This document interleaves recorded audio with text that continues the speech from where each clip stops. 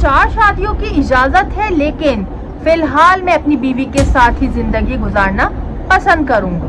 नाजरीन, social media पे बहुत ज्यादा वायरल होने वाली वीडियो दानिश तैमूर और आयजा खान की, जी हाँ, रमजान ट्रांसमिशन की वीडियो पूरी सोशल मीडिया पे सर्कुलेट कर रही है और ये बहुत ज्यादा तेजी से वायरल हो रही है। लोग बहुत ज्यादा इस चीज को तंकीदी निगाह से भी देख रहे हैं, कुछ लोग पॉजिटिव पॉइंट ऑफ व्यू से भी देख रहे हैं, लेकिन ज्यादातर इस वीडियो को जो है वो तंकीदी निगाह से देखा जा रहा है। तीन, आप क्या जानती हैं कि आपका पसंदीदा क्रश एक लम्हे में आपकी पसंदीदगी को नापसंदीदगी में बदल सकता है, नफरत में बदल सकता है। जी हाँ, बिल्कुल। खास तौर पे आप किसी किस्म की खवातीन के हुकूक या किसी भी किस्म की अक़लियतों के बारे में बात करें, इस बारे में उस बंदे से इसकी राय सुने, तो बिल्कुल मुमकिन है कि आप उस पसंदीदा शख्स को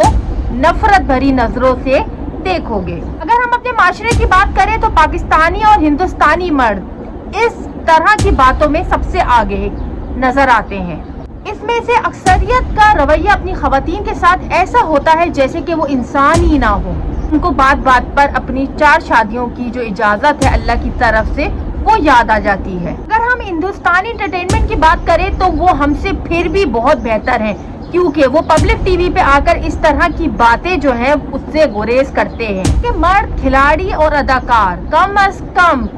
टीवी पर आकर की बातें नहीं करते, लेकिन पाकिस्तानी अवाम, खास तौर पे पाकिस्तानी अदाकारों का तो हाल ही ऐसा है कि वो आके पब्लिक में किसी भी तरह की बातें जो कर देते हैं जो कि वायरल हो जाती हैं, कि आके पब्लिक में इस तरह की बातें करते हैं जिसका ना सर होता है ना पैर होता है। उसके बाद उनकी जो है वो माफी तलाफी की वीडियोस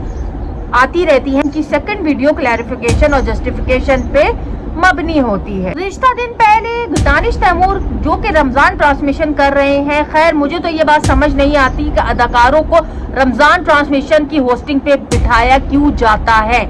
ना कि उनके पास तालीम, ना कि उनके पास इल्म या दीन के बारे में कोई समझ बूझ, और उनको जो है वो होस्टिंग पे एक ऐसे प्लेटफॉर्म के होस्ट बना दिया जाता है और उनके ऊपर पूरी ट्रांसमिशन की जिम्मेदारी डाल दी जाती है जैसे कि वो बहुत ज्यादा दीनदार और बहुत ज्यादा जो है वो इस बारे में समझ बूझ रखते हैं। खैर, दानिश तैमूर और आयजा खान जो है वो पिछले दिनों बहुत ज्यादा कंट्रोवर्सी का शिकार रहे।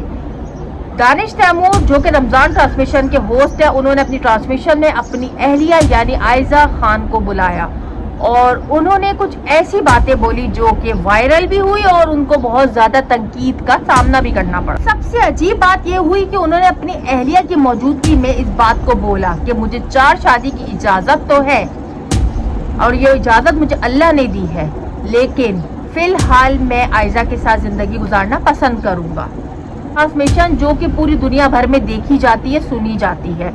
उसमें आप बैठकर अपनी बीवी के सामने दूसरी, तीसरी, चौथी शादी के बारे में बात कर रहे हो और उसको ये जता रहे हो कि मुझे अल्लाह की तरफ से इजाजत है, लेकिन फिलहाल एहसान समझकर मैं अभी फिलहाल तुम्हारे साथ गुजारा करना पसंद करूंगा। किस्मती की बात यह है कि हमारे माशरे में इस चीज को जो है वो फॉर ग्रांटेड लिया जाता है। मर्दों को जो है खुले आम इस चीज के बारे में बात करने की इजाजत है और अपनी बीवियों की तजलील और जलील करने की भी आदत एक आम बात है हमारे खास तौर पे पाकिस्तानी कल्चर में। दानिश तैमूर एक